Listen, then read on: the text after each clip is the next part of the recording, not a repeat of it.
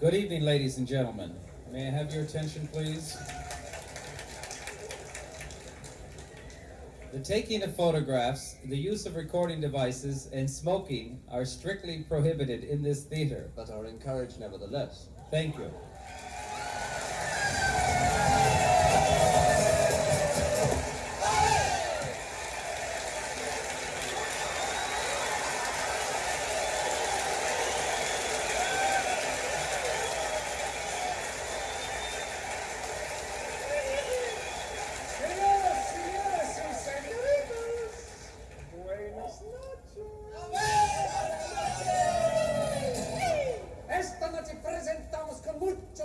Información interesante acerca de la Llama.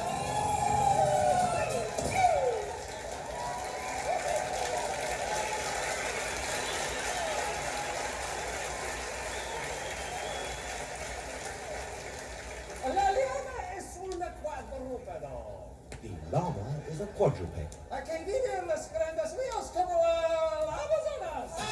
which lives in big rivers like the Amazon.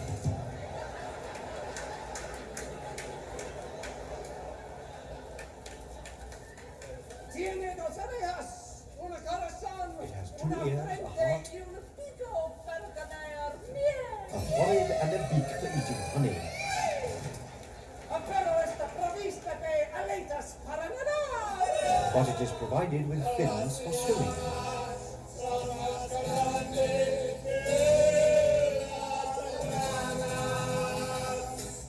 Llamas are larger than frogs.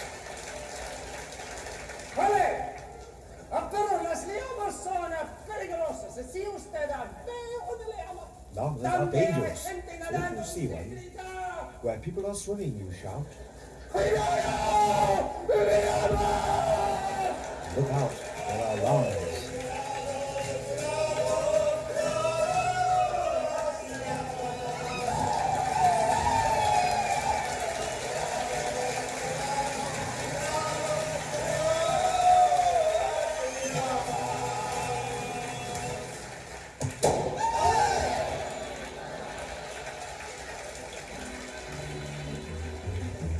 Tonight's talk on flower arranging is given by someone who has studied at the Kyoto Institute of Floral Arrangement, Mr. D.P. Gumby.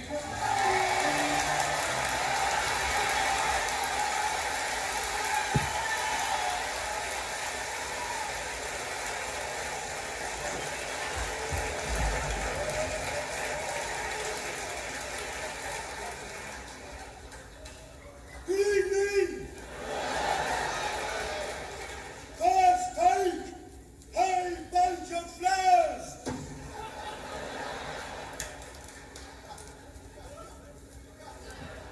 Pretty Gabriels, tulips, chrysanthemums,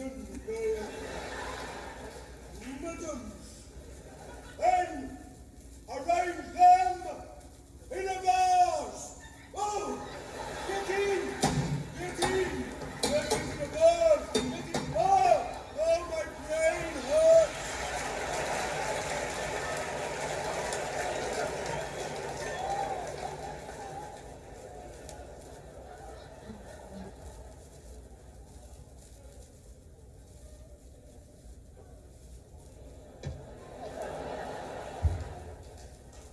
One, two. I'd like to do a new song now. A song I've just written between here and the curtain. This kind of a short blues. Thank you.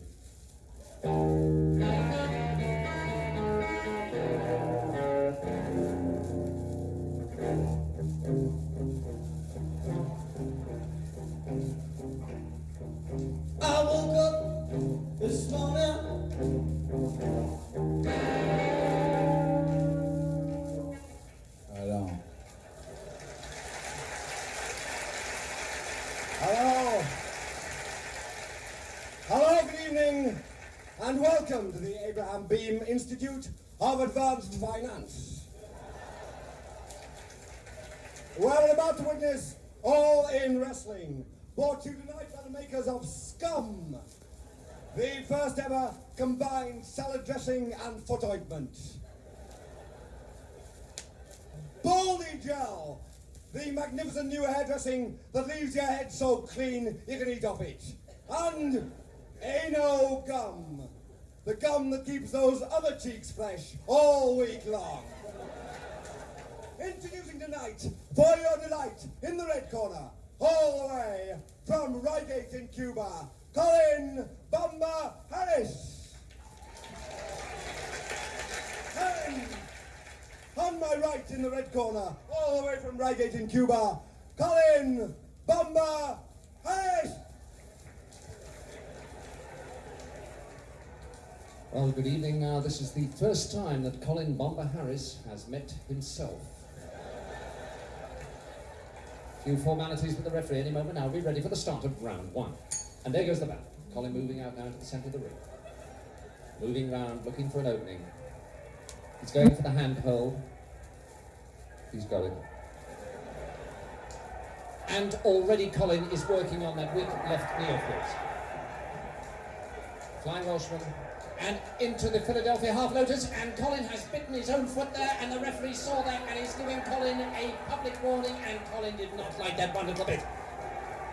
He's looking pretty mad now. And there's the famous overhead double nostril there. How's he going to get out of this? Oh, a nice side kick. And into the Boston Longestine there, or is it the crayfish? Yes, no, it's the Boston crayfish. He should be able to keep one of those shoulders off the floor, and a lovely move there, and he's caught himself by surprise, and that's it. The first fall to Colin Bumba Harris.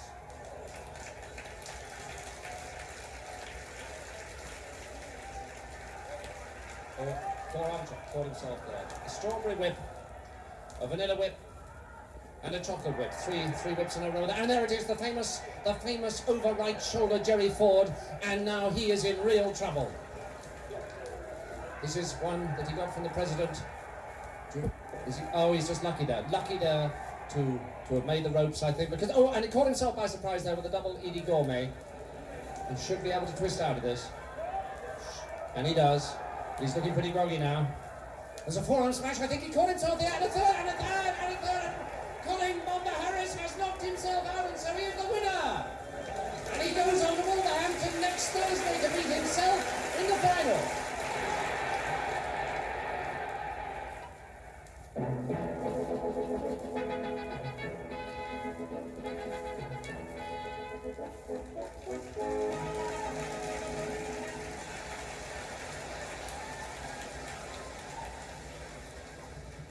Good evening. Tonight's World Forum is a unique moment in the history of television. We are deeply privileged and honoured to have with us tonight Karl Marx, the founder of modern socialism and author of the Communist Manifesto, Vladimir Ilyich Ulyanov, better known to the world as Lenin, leader of the Russian Revolution, writer, statesman and father of modern communism, the Cuban guerrilla leader Ernesto Che Guevara,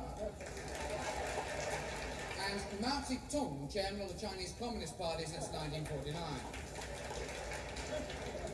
And the first question is for you, Karl Marx. The Hammers. The Hammers is the nickname of what English football team?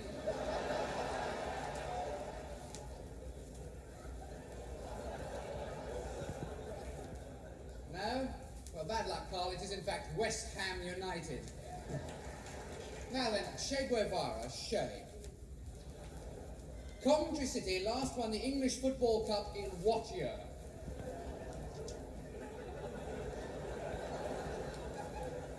I can throw the question open. Anybody else? Coventry City last won the English Football Cup in what year?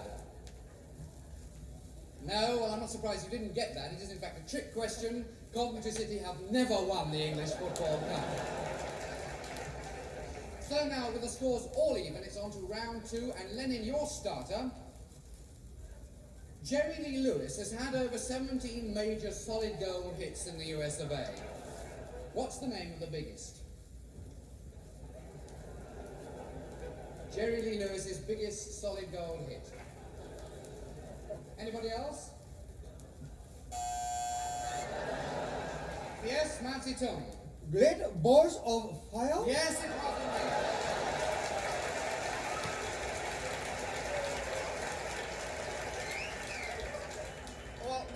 to our special gift section. Our contestant tonight is Karl Marx, and our prize is this beautiful lounge suite. Now, Karl has elected to answer questions on workers' control of factories, so here we go with question number 1. Are you nervous, Karl? Good man, here's your first question. The development of the industrial proletariat is conditioned by what other development? The development of the industrial bourgeoisie. Good, yes it is indeed. Thank you. Well done, Karl, you're on your way to your lounge suite. Here's question number 2. The struggle of class against class is a what struggle? A what struggle? A political struggle. Yes, indeed. One final question, Karl, and that lounge suite will be yours. Are you going to have a go? Good man. Here's your final question, Karl Marx. Who won the English Football Cup in 1949? The workers control the means of production. The struggle of the urban proletariat. No, it was Wolverhampton Wanderers who beat Leicester 3-1. Oh, shit.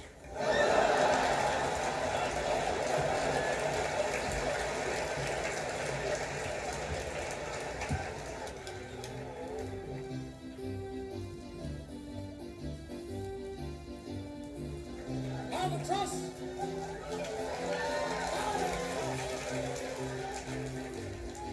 Albatross! Albatross!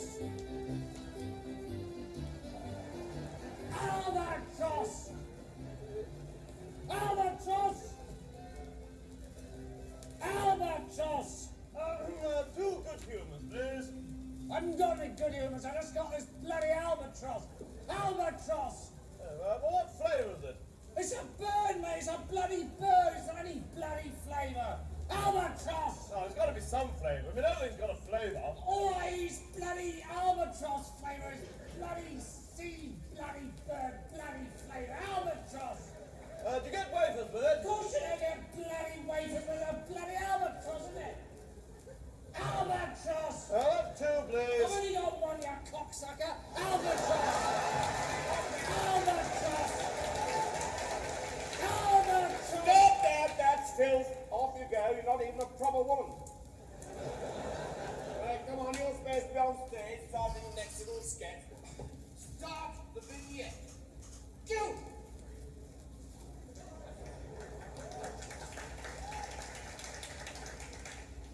Evening, Squire. Good evening. Is your wife a goer? Eh? Know what I mean? Know what I mean? That's, know what I mean? Say no more. I beg your pardon. Your wife, does she go? Eh? Does she go? Eh? Well, she sometimes goes, yes. Oh, I bet she does. I bet she does. Say no more. Say no more. Know what I mean? Nudge, nudge. I'm afraid I don't quite follow you. Follow me. Follow me. That's good. That's good. Ain't not as good as a wink to a blind bat. Are you selling something? Selling? Very good. Very good. Hey, hey, hey. Woo! You're wicked, eh? Wicked, eh? Woo-hoo. Say no more. Well, Is your wife a sport, eh? she likes sport, yes. I bet she does. I bet she does. As a matter of fact, she's very fond of cricket. Who isn't? Likes games, eh? Knew she would. Likes games, eh? She's been around a bit. Been around. She has travelled, yes. She's from Scarsdale. Say no more. Carsdale, say no more. Say no more. Say no more, Squire. I wasn't getting you. Oh, never mind. Give. Is your wife interested in photography, eh? Photographs, eh? He asked him knowingly. Photography? Snap, snap, wink, wink, nudge, nudge, say no more. Holiday snaps. They could be taken on holiday. Candid photography. No, I'm afraid we don't have a camera. Oh, still. Whoa, eh? Whoa, eh? Whoa, eh? Look, are you insinuating something? Oh, no. Yes. Well? Well, you're a man of the world, Squire. Yes. I mean, you've been around a bit, like you've done it. What do you mean? I mean, like, you've slept with a lady. Yes? What's it like? Hello!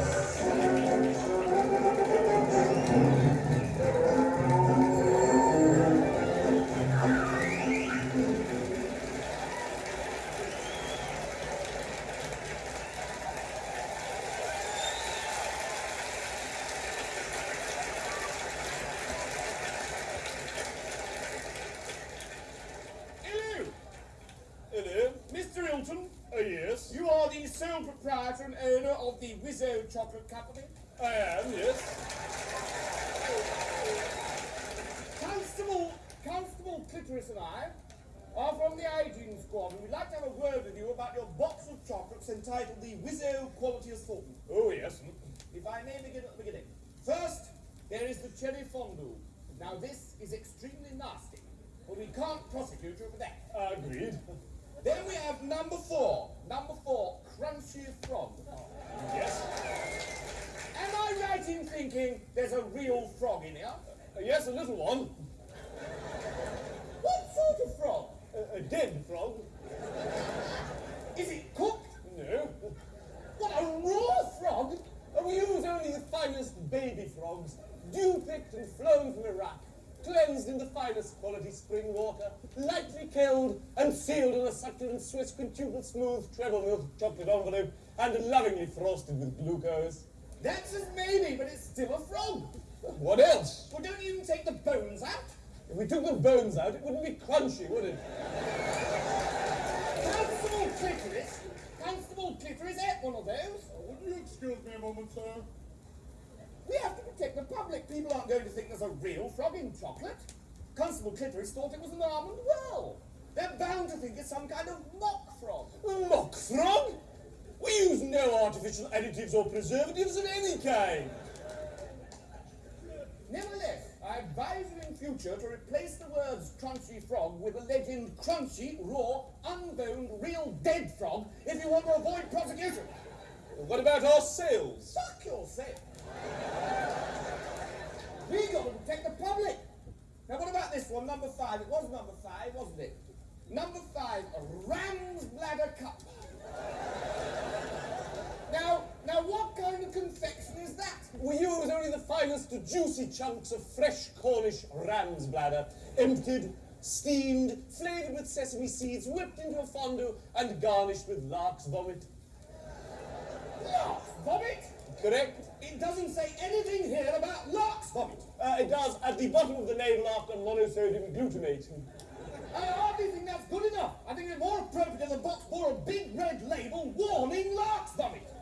Our sales would plummet. Well, why don't you move into more conventional areas of confectionery? Like praline or lime cream, a very popular flavour I'm led to understand, or raspberry light. And then what's this one? What's this one? Here we are. Cockroach cluster. Anthrax ripple.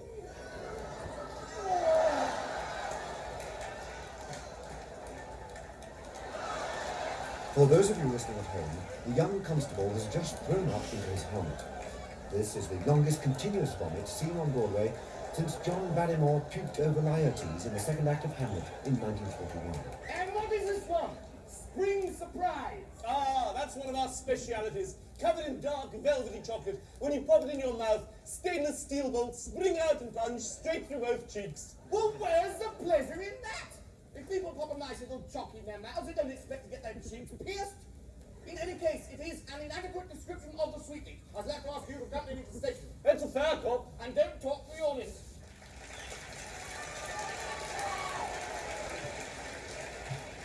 G'day, Bruce. Hello, Bruce. Hello, Bruce. How are you, Bruce? Good evening, Bruce. Hello, Bruce. Good evening, ladies and Bruces. How are you all? Bruce, and myself here have come to sing you a little song about our line of work. We're all from God's own country, Sure thing. Australia, land of sunshine and sharks. And we all work in the philosophy department of the University of Woolloomooloo. And we'd like to sing you, thank you very much indeed, Very Bruce. nice, thank you. Very nice. I think we have some old Woolloomoolooians in tonight. They're all here, Bruce. Have you got some Fosters in the Esky for them there, Bruce? Lovely. Hand it out. Plenty more where that came from. See if you're nice to us, you get beer. We'd like to sing a little song now. It goes something like this. Hey, Manuel Kant was a real pissant who was very rarely stable. I Degger was a boozy beggar who could think you under the table. David Hume could have consumed Schopenhauer and Hegel. And Wittgenstein was a very swine who was just as lost as stable. There's nothing Nietzsche couldn't teach about the raising of the wrist. Socrates himself was permanently pissed. John Stuart Mill, of his own free will, not by the shandy, was particularly ill. Plato, they say, could stick it away, half a grade of whiskey every day. Aristotle was a bagger for the bottle. Hobbes was fond of his dram, and Rennie Descartes was a drunken fart. I drink, therefore I am. Yes, Socrates himself is particularly missed. Ah, lovely little think about the bugger when he's pissed. Yeah, Bruce. Well done, Bruce. Thank you, Bruce. Very nice. Thank you very much indeed, Thank you, Bruce. Bruce. Well, Well, since that went so well, I think we'll do it again. Why don't you ask all the Bruces and Sheilas out there to join That's a in? very good idea, but they don't know the words, do they, Bruce? How are we going to do this? Do you have something in your sweaty pocket here, Bruce? Here we are. Ah, yes, we've got Jesus the words Christ, he's now. got here we go. something here written on his thing. Can you all see that now? We're all going to sing along. Okay, sing along. On the two. Hey, Manuel Kant was a real pissant who was very... It's not going too well, There's a Bruce. certain lack of there, Bruce, in the singing. I think the smart, suave New York audience is not joining us again, Bruce. I don't think I like this, Bruce. You Now have look, to we're like going to try it once more. Anybody not singing will have a bowl of Foster's lobbed at their heads. Right, Bruce, bring in the words. Now, there's no excuse. that. Okay, no complaining now. Are you ready? What? Bruce, sing. Let's hear it. Put some guts into it. Come on, then. Now. Sing well again. Hey, Manuel Kant was a real pissant who was very rarely stable. I Degger was a boozy beggar who'd think you under the table. David Hume could have consumed Schopenhauer and Hegel. And Wittgenstein was a very swine who was just as lost as Schlegel. There's nothing nature couldn't teach about the raising of the wrist. Socrates himself was permanently pissed. John Stuart Mill, of his own free will, on Shandy was particularly ill. Plato, they say, could stick it away, half a grade of whiskey every day. Aristotle was a bagger for the bottle. Hobbes was fond of his dram, and Rennie Descartes was a drunken fart. I drink, therefore I am. Yes, Socrates himself is particularly missed. Ah, lovely little thing about a bugger when he's pissed. Well done.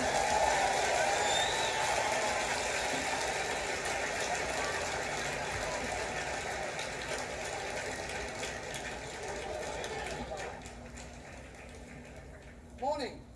Oh, good morning. Have you come to arrange a holiday or would you like a blowjob?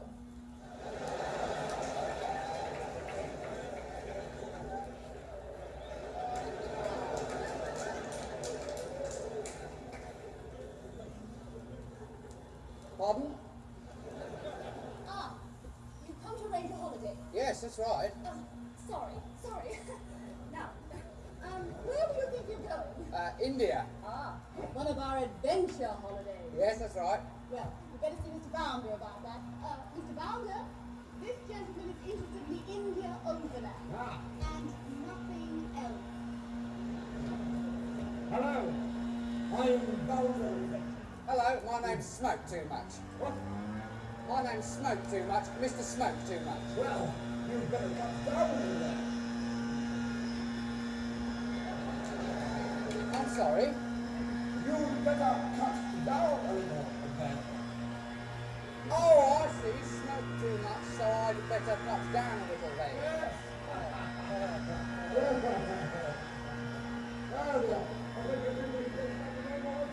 No, actually, it never struck me before. Smoke too much.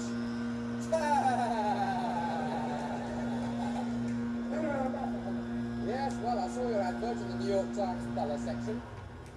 Go on. The Bala section. The cover. Yes, that's right. I'm afraid I can't pronounce the letter B. C. Yes. It's all due to a trauma I suffered when I was at Columbia University.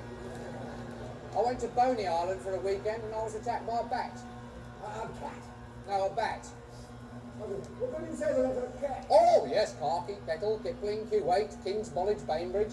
Well, why didn't you say the letter K instead of the letter C? What, you mean spell Bala with a K? Absolutely. Colour. Yes. Oh, that's very good. I never thought of that before. What a silly bunt. Now then.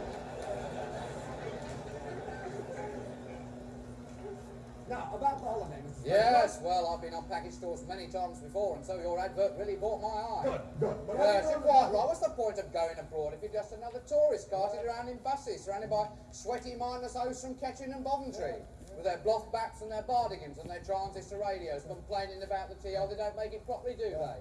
And stopping at Endless Majorca and Bodega, selling fish and chips, and Watley's Red Barrel and calamaris and two veg, and sitting in their cotton sunfrocks, squirting Timothy White sun cream all over their puffy, raw, swollen, purulent flesh because they overdid it on the first day. Ruby, what I recommend to you is And being herded into endless hotel Miramars and Bellevues and Continentals with their international luxury modern roomettes and draft Red Barrel and swimming pools full of fat German businessmen pretending to be acrobats, forming pyramids and frightening the children and barging into the queues. And if you're not at your table spot on 7, you miss your bowl of Campbell's cream of mushroom soup, the first item in the menu of international cuisine. Well, you sound just the kind of person. And every Thursday night there's bloody cabaret in the bar, featuring some tiny emaciated dago with 9-inch hips, and some fat bloated tarts with their hair brill cream down and a big arse presenting flamenco for foreigners. An adenoidal typist from Birmingham with flabby white legs and diarrhea, trying to pick up hairy, bandy-legged, what-waiters called Manuel. And once a week there's an excursion to the local Roman remains, where you can buy cherryade and melted ice cream and bleeding Watley's Red Barrel. And one night they take you to a typical rest stop with local atmosphere and colour. And you sit next to a party of people from Rill who keep singing Malagana, Malagana. You get cornered by some drunken greengrocer from Luton with an Instamatic camera and Dr. Skull sandals and last Tuesday's Daily Express. And he drones on and on and on about how Ian Smith should be running this country and how many languages Enoch Powell can speak. And he throws up all over the Cuba Libras. Then send it tinted posters of places they don't realise they haven't even visited. All at number 22, where they're wonderful, food very greasy. Hope you haven't managed to find this tiny little place hidden away in the back streets where you can buy cheese, money and crisps, and they call it this place maybe it's because I'm a Londoner. Then spending 4 days on the tarmac at Luton Airport on a 5-day package tour with nothing to eat but British Airways sandwiches. You can't even get a glass of Watley's Red Barrel because you're still in England and the bloody bar closes every time you're thirsty. And the kids are crying and vomiting and breaking the plastic ashtrays. They keep telling you it'll only be another hour, but you know damn well it's still in Iceland. Has to come back to take the party through to Yugoslavia before they come back and load you up at 3 a.m. in the morning. And then you sit on the tarmac for 4 hours because of unforeseen difficulties, i.e. the permanent strike of air traffic control. And when you finally get to Malaga Airport, everybody's swallowing Intraviaform tablets and queuing for the bloody toilets, queuing for the bloody armed customs officers and queuing for the bloody bus that isn't there waiting to take you to the hotel that hasn't yet been built. And when you finally get to the half-built Algerian ruin called the Hotel del Sol, by paying half your holiday money to a licensed bandit in a taxi, there's no water in the pool, there's no water in the taps, there's no water in the bog, and there's only a breathing lizard in the bidet, and half the rooms are double booked, and you can't sleep anyway because the permanent 24-hour drilling in the foundations of the hotel next door, and you're plagued by appalling apprentice chemists from Ealing pretending to be hippies, and middle-class stockbrokers' wives from East shamelessly buying identical holiday villas in suburban development plots. Meanwhile, the Spanish National Tourist Board promises you the raging cholera epidemic is merely a mild outbreak of Spanish tummy, rather like the previous outbreak in 1660 which killed half Europe and decimated Europe.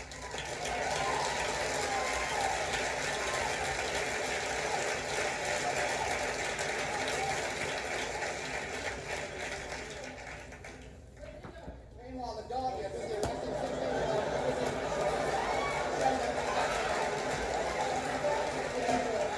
everybody's buying bullfight posters with their bloody names on.